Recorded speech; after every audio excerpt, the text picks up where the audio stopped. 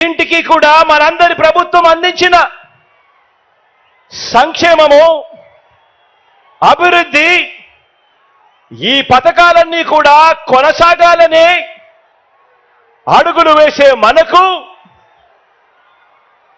ఈ పథకాలన్నీ రద్దు చేయడమే టార్గెట్గా పెట్టుకొని డ్రామాలాడుతా ఉన్న చంద్రబాబుకు మధ్య జరిగే ఈ యుద్ధంలో మీరు సిద్ధమేనా?